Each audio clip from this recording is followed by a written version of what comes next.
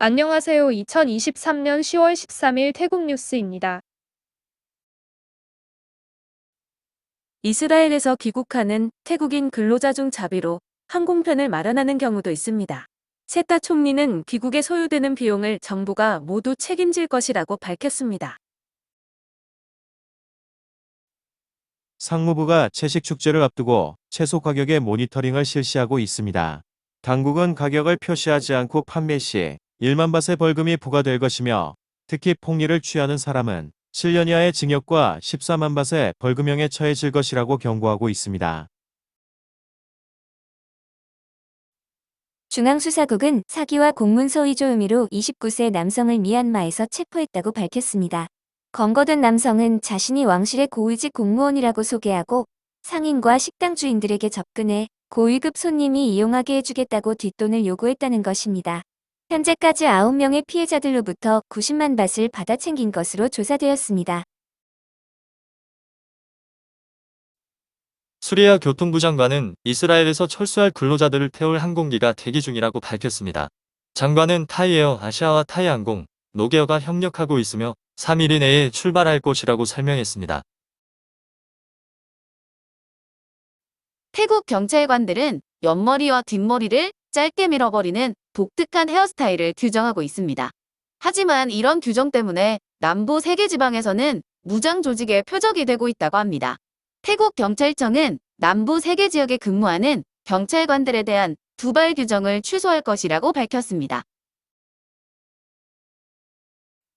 북부의 폭우로 짜오프라야강으로 많은 빗물이 흘러들면서 중부 아유타야 지역의 침수를 막기 위해 차수벽이 설치되고 있습니다. 현재 짜오프라야 댐의 방류량은 초당 1600톤으로 상류에 아직 비가 그치지 않아 방류량을 그대로 유지할 것이라고 합니다.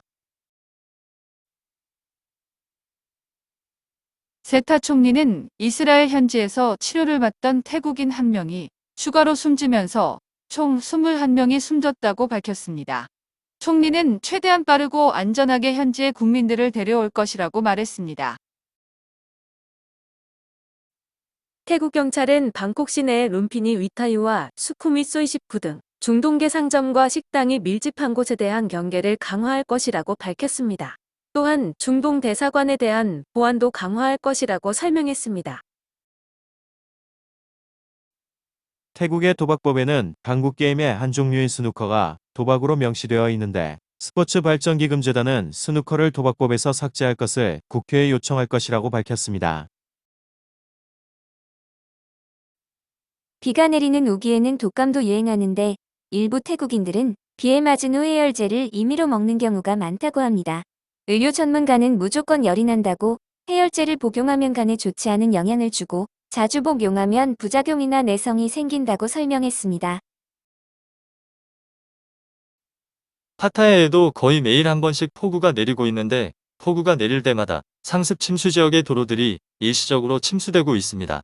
파타야시는 공무원들을 투입해 물빼기 작업을 실시하고 있으며 대부분 수시간 내로 통행이 정상화된다고 설명하고 있습니다. 태국 정부가 주류 판매 시간과 유흥업소 영업시간의 연장을 추진하고 있습니다. 12일 2시 정부청사 앞에서는 음주운전 교통사고 피해자들이 모여 주류 판매 시간과 유흥업소의 영업시간 연장을 반대한다는 서한을 총리부에 전달했습니다. 통계에 따르면 올해 교통사고로 숨진 외국인만 443명, 부상당한 외국인은 16,888명이었다고 합니다. 올해 발생한 교통사고로 숨진 사람은 총 1916명, 부상자만 61만 7,220명인데 교통사고의 25에서 30%는 음주운전 사고라고 합니다. 대형 택배회사에 택배 물량 폭증으로 배송이 지연되고 있다는 지적이 나오고 있습니다. 이에 대해 회사 측은 현재 6만 5천 명의 인력을 고용하고 있는데 일부 지방에서 처리량이 늘고 있다면서 추가로 직원을 고용해 대응할 것이라고 밝혔습니다. 10월에는 13일부터 15일, 21일부터 23일까지 2번의 연휴가 예정되어 있습니다. 상공회의소 대학의 타나와 총장은 2번의 연휴와 채식 축제 등으로 태국인의 지출이 80억 바트까지 늘어날 것이라고 예상했습니다.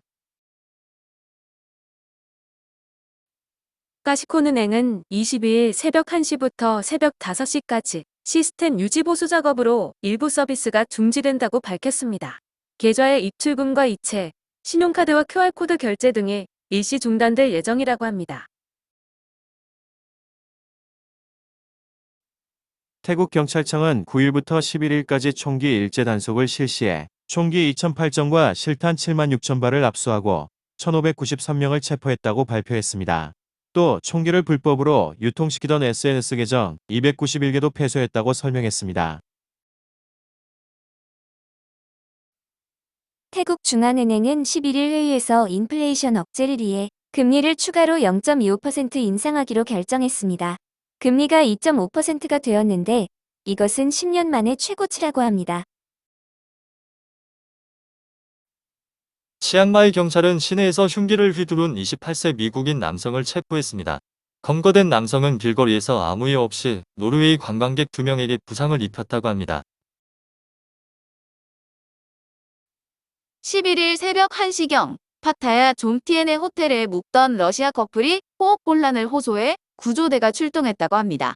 이들은 대마가 들어간 케이크를 모르고 먹었다가 사단이 났는데 구급차로 이송 도중 병원에 가기를 거부하며 구급차에서 내렸다고 합니다. 3일간의 연휴 첫날 파타야를 찾는 태국인과 외국인이 늘어나면서 경찰이 안전관리에 만전을 기하고 있다고 합니다. 해변가의 주차장은 일찍부터 가득 찼고 호란으로 가기 위해 발리아이 선착장에는 많은 관광객들이 하루 종일 붐볐다고 하네요. 시안 파라곤 사건으로 치료를 받아오던 여성이 숨지면서 지금까지 사건으로 숨진 사람은 3명으로 늘었습니다.